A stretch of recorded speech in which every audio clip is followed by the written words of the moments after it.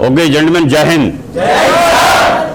Now you can see here one of the DD Diamond, Pratik Pratap Singh, who has taken the complete coaching of 6 months here in Doon Defence Academy in 2020 and 21 and 22 for Air Force XO for 6 months.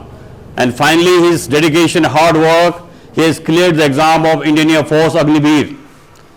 And he has completed his basic training and he got a branch of electrical radio radar. And finally, he got his posting, first posting in Bagdogra, West Bengal. By his dedication and hard work, he has cleared this exam. As you know that Doon Defence Academy is giving the 10,000 cash award for all the students. जो भी entry में जो भी बच्चा final selection लेता है उसको 10,000 का कैश अवार्ड दिया जाता है. तो आज प्रतीक प्रताप सिंह को भी मिलेगा संदीप सर द्वारा. तो मेहनत करनी है. Okay, first of all congratulation to Pratik Pratap Singh for hard work, dedication and for the bright career in Indian force. And now we will share some experience of Doon defence academy during his training here and followed by the air force experience जो उसने training में किया. जय हिंद दोस्तों, मेरा नाम प्रतीक प्रताप सिंह है और मैं पहले दून डिफेंस एकेडमी में कोचिंग किया हुआ हूँ. क्या होता है कि जब हम एग्जाम की कोई भी तैयारी करते हैं तो हम सोचते हैं कि कैसे तैयारी की जाए. तो सबसे पहले दिमाग में ये आता है कि एक बढ़िया सी कोचिंग डिफेंस एकेडमी मिल जाए तो सेट हो जाएगी लाइफ, कि बस वो बताएगा कि वही पेपर में आ जाएगा.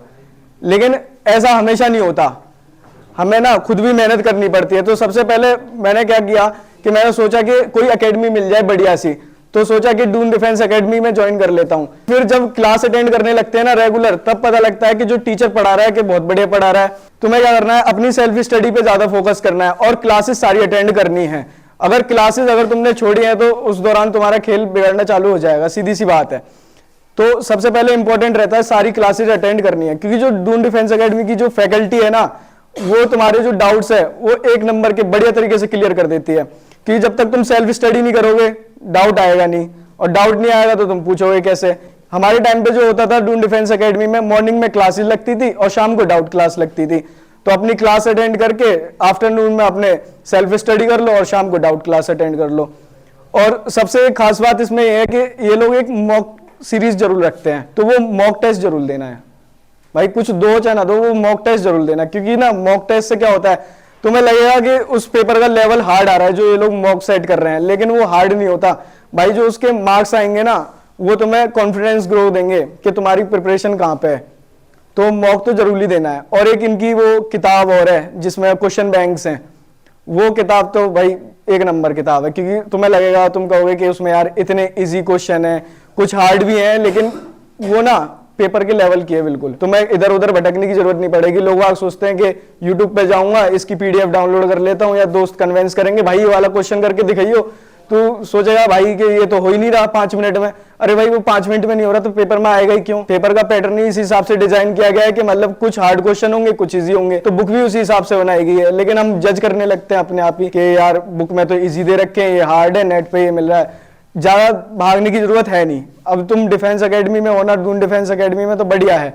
सिंपली तुम्हें क्या करना है, जो ये बताएं वो फॉलो करना है, लेकिन मॉक टेस्ट जरूर देना है. और जो बुक मिली है उसे एक बार खुद करके जरूर देखना है. अब जब खुद करोगे तो डाउट आएगा, डाउट क्लास को अटेंड करना है बढ़िया तरीके से. तो ये तो था मेरा ट्रेनिंग करने का तरीका, मतलब मैंने ऐसे तैयारी की थी बढ़िया तरीके से. तो पेपर तो ऐसे क्लियर हो गया, चलो मान लिया, लेकिन मेन पार्ट आता है उसमें जीडी में. बहुत से लोग जीडी में फंसते हैं. तो डून डिफेंस एकेडमी ने क्या किया था हमारे बैच के दौरान, उन्होंने कहा था कि जिसका भी पेपर क्लियर होता है वो फ्री में जीडी की प्रिपरेशन कराते हैं.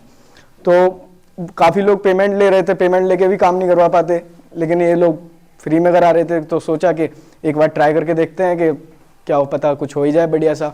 तो एक इंग्लिश की क्लासेस लगाती थी मैम, तो उन्होंने जीडी के 18 टॉपिक्स दिए थे हमें. मैम ने बोला कि इन 18 टॉपिक को तैयार करो बढ़िया तरीके से. तो उन टॉपिक को बढ़िया तरीके से तैयार करते थे. मैम डेली एक बार बुलाती थी, जैसे आज मैं खड़ा हूँ ऐसे ही खड़ा करके कि अपने व्यूज़ दो. फिर मैम ग्रुप डिस्कशन करवाती थी सबका. तो मतलब वो चीज़ ना बहुत फ़ायदेमंद हुई, क्योंकि जैसा यहाँ पे कराती ना बिल्कुल लाइव सेम टू सेम वहाँ पे भी वैसा ही हुआ. तो बहुत से लोग होते हैं ना, वहाँ पे जाते ही क्या करते हैं, हाथ पैर फूलने लग जाते हैं, काँपने लग जाएगा, कभी पैर बजाएगा, कुछ हो जाएगा. वहाँ पे ऐसा कुछ नहीं हुआ, क्योंकि कॉन्फिडेंस पहले से मिल गया. जब सब लोगों के सामने बोलोगे तो कॉन्फिडेंस तो मिल ही जाएगा. तो जीडी तो उन 18 में से ही एक टॉपिक फंस गया था, तो आसानी से क्लियर हो गया, क्योंकि तुम्हें पता है अगर पढ़ा हुआ टॉपिक आ जाए तो उससे बढ़िया क्या बात होती है। तो वो एक नसीब वाली बात है कि वो भी बढ़िया आ गया। तो ओवरऑल क्रेडिट जितना भी है सारा दून डिफेंस एकेडमी को है, बाकी लेकिन सेल्फ मेहनत तो तुम्हें खुद करनी ही पड़ेगी। और तैयारी के बाद फिर आता है ट्रेनिंग दौरान, कि जब हम वहाँ पे पहुँचते हैं वो तुम्हें टेस्ट करते हैं कि वॉर लाइक सिचुएशन में तुम तैयार हो कि नहीं हो, मेंटली प्रेशर हैंडल कर पाओगे या नहीं कर पाओगे। तो वो तुम्हें पूरा फिजिकली फिट करके रखते हैं। सबसे पहले मॉर्निंग में तुम्हारी हेल्थ रन चालू हो जाती है। अब हेल्थ रन होते होते होते फिर ब्रेकफास्ट का टाइम मिलेगा, तुम्हें ब्रेकफास्ट करोगे, और ब्रेकफास्ट करने के बाद फिर तुम्हारी परेड स्टार्ट होगी। अब तुम कहोगे कि यार परेड लाइफ में कहाँ इंपॉर्टेंट है। परेड इंपॉर्टेंट करती है क्योंकि परेड ना डिसिप्लिन को दिखाती है। फोर्स का जो डिसिप्लिन होता है ना वो मेन परेड से होता है। तो अगर तुम परेड करोगे तो तुम्हें डिसिप्लिन माना जाएगा, और लाइफ में अगर तुम डिसिप्लिन्ड हो ना तो तुम कुछ भी कर सकते हो भाई। तो फौज तो तुम्हें पता ही है डिसिप्लिन के लिए जानी जाती है, मेन फोकस यही होता है। तो परेड होगी, परेड के बाद फिर तुम्हारे शुरुआत का जो फर्स्ट मंथ होता है उसमें होता है बिल्कुल बेसिक, वो जनरल सर्विस की नॉलेज देंगे तुम्हें कि मतलब क्या करना है, कैसे, मतलब कौन क्या होता है, कौन CS होता है, कौन क्या है, मतलब पूरा चार्ट वगैरह सब चीज़ समझाएंगे। और फिर उसके बाद तुम्हें स्ट्रीम अलॉट हो जाएगी 1 महीने बाद। जब तुम्हें स्ट्रीम अलॉट हो जाएगी फिर होगी तुम्हारी स्ट्रीम की पढ़ाई 4 महीने। स्ट्रीम की पढ़ाई होने के बाद फिर तुम्हें स्पेसिफिक टेट्रा में भेज दिया जाएगा। तुम उस स्पेसिफिक कोई भी एयरक्राफ्ट वगैरह अलॉट कर दिया जाएगा तुम्हें, तो तुम उस चीज़ की पढ़ाई करोगे 2 मंथ। उसके बाद होगी तुम्हारी ट्रेनिंग ख़त्म, फिर जाएगी पहली पोस्टिंग। ये सारा शेड्यूल्ड है। तो किसी को कोई डाउट है, कुछ भी पूछ सकते हो भाई। हाँ भाई बता। हाँ टेस्ट तो कंपलसरी है। देख भाई जैसे हमारी ट्रेनिंग है ना, ट्रेनिंग में होता है वीकली टेस्ट। हर 15 दिन के अंदर टेस्ट, तुम्हें एक टेस्ट कंडक्ट कराया जाएगा। वहाँ पे लगभग 8 तुम्हारे टेस्ट हो जाएंगे, एक मिड टर्म टेस्ट होगा और एक फाइनल टेस्ट होगा। तो टेस्ट तो तुम्हारे होने हैं, और लेकिन जब तुम टेट्रा में पहुंचोगे जो लास्ट के 2 मंथ का है उसमें हर वीक टेस्ट होता है। हाँ भाई ग्रेजुएशन मेरी कंप्लीट हो गई, लेकिन अब अग्निवीर की पॉलिसी में एक नई चीज़ ऐड कर दी गई है कि अगर कोई बंदा ग्रेजुएशन करना चाहे तो वो लोग खुद ही टेट्रा में जाके तुम फॉर्म अप्लाई करोगे तो इग्नू से अप्लाई कर सकते हो, वो अप्लाई कराएंगे। और खास बात उसकी है जो तुम्हारे ट्रेनिंग के मार्क्स होंगे ना उसके 50% मार्क्स तुम्हें रिजल्ट में मिलेंगे, और बाकी की 50% में तुम्हें मेहनत करके लाने पड़ेंगे। तो ये फायदा है। जय हिंद सर।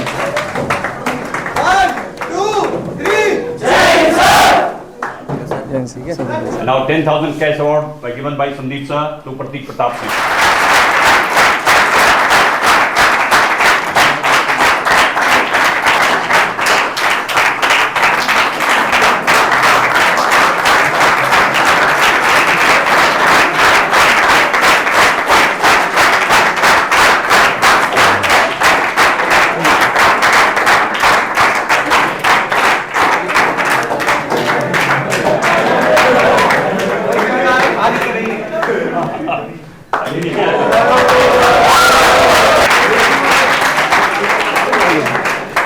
देखो हमारे यहाँ जो बोलते हैं वो होता है, इसमें कोई डाउट ही नहीं है ना।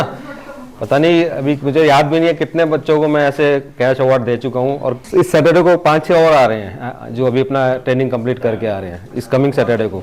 ये अमाउंट 10,000 आज की डेट में ऐसा नहीं कि बहुत बड़ा अमाउंट है, बट ये ब्लेसिंग है। और इससे तुम कोई ऐसी चीज़ लेना जो तुम्हारे साथ हमेशा रहे, मतलब जितना टाइम हो सके आपके साथ रहे और आपको मोटिवेट करते रहे, प्रेरित करते रहे कुछ और आगे बढ़ने के लिए। ठीक है, इसको पार्टी में मत उड़ा देना।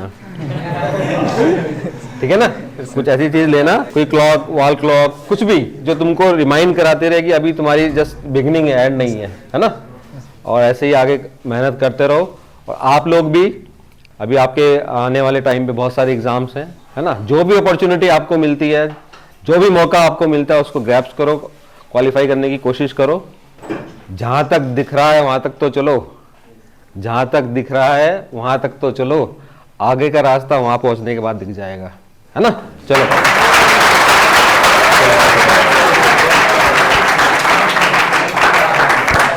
सबसे पहले ये बताओ कि तुम्हें अगली स्कीम बेकार लग रही है बढ़िया? बेकार लगने के 2 रीजन होंगे, या तो तुम्हें लग रहा होगा पे स्केल कम है, और दूसरा 4 साल, इसके अलावा तो तीसरा कुछ नहीं है ना। 4 साल नहीं है, लेकिन ये तुम्हारे लिए गलत नहीं है, ये बढ़िया ही है 4 साल। पता है क्यों? अब तुम कभी ये सोच के देखो कि तुम किसी कंपनी में जाके कॉन्ट्रैक्ट साइन कर दो 18 साल का, बिना एक दिन ज्वाइनिंग किए या एक दिन भी एक्सपीरियंस लिए, जाके सीधे कह दो कि भाई तू हमें 50,000 रुपए देगा, हम तेरे लिए 18 साल के लिए कॉन्ट्रैक्ट साइन कर रहे हैं, ठीक है? तो क्या ये आसान रहेगा? बीच में मन बदला तो भाई चाह के भी छोड़ना चाहेगा ना तो नहीं छोड़ पाएगा। क्यों? लाइफ में अपॉर्चुनिटीज मिलेंगी, कहोगे कि भाई CGL क्रॉस किया है तो चले जाए सर कहेंगे कि सरकार ने तेरे ऊपर 1 करोड़ रुपए खर्च किया है तुझे एयरमैन बनाने के लिए, तो भाई तुझे ऐसे कैसे जाने देंगे? सोचना भाभी। तो ना ये अपॉर्चुनिटी बेकार नहीं है, लो आप प्रेफरेंस से 4 साल से। क्यों? क्योंकि 4 साल बाद तुम अपना एक तो बढ़िया सा बैंक बैलेंस मिल जाएगा 11 लाख, चाहे तुम उसका कुछ भी करो। अपनी सेविंग है ना, जो तुम्हें सैलरी मिली है 39,000 है, कम नहीं होती, काफी बहुत बढ़िया सैलरी होती है 39,000 जो होती है। तो इसमें क्या करोगे? 39 तो खर्च होगा नहीं, क्योंकि सरकार तुम्हें रहने का देगी, सरकार खाने का देगी, सरकार ट्रैवल देगी, खर्चे के साथ में करोगे। 5-6 हज़ार रुपये मंथली का हार्डली खर्चा होता है, उसमें भी तुम बचा लोगे आराम से, 7-8 लाख रुपए उसमें बचा लोगे। ग्रॉस तुम्हारे पास 20 लाख रुपए होंगे 4 साल बाद। अगर तुम 18 साल की एज में लग रहे हो तो तुम 22 के होगे जब आउट हो गए। अब ये बताओ कोई 22 साल का लड़का कौन है जिसके बैंक अकाउंट में 20 लाख रुपए हो खुद की मेहनत का और साथ में एक ट्रेनिंग एक्सपीरियंस।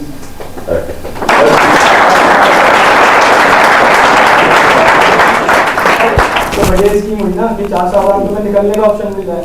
अंदर इतने लोग बैठे हैं वो जो कह रहे हैं कि भाई मेरी 4 साल या 5 साल बची, जल्दी से कंप्लीट हो जाए तो मैं बाहर कुछ अच्छा ज्वाइन कर दूं। Yes, 4 years यंग एज में आप बाहर आ रहे हैं, जैसे 22 years will be out from the service। अगर इन केस अगर आपने वहां से हार्ड वर्क डेडिकेशन से काम किया है, आपका ट्रैक रिकॉर्ड अच्छा है, सर्विस डॉक्यूमेंट अच्छे हैं, तो आपको फर्दर सर्विस मिलेगी 100%। उसके बाद अगर आप बाहर निकल भी जाते हैं तो आपके पास बाय द मीन टाइम आपने ग्रेजुएशन कंप्लीट कर लिया होगा, कोई उन्होंने ट्रेनिंग कर ली होगी, आपके लिए बाहर के दरवाजे खुले हुए, आपको फर्स्ट प्रेफरेंस दी जाएगी, आप फौजी कहलाओगे। पहली बात तो क्या कहलाओगे? फौजी।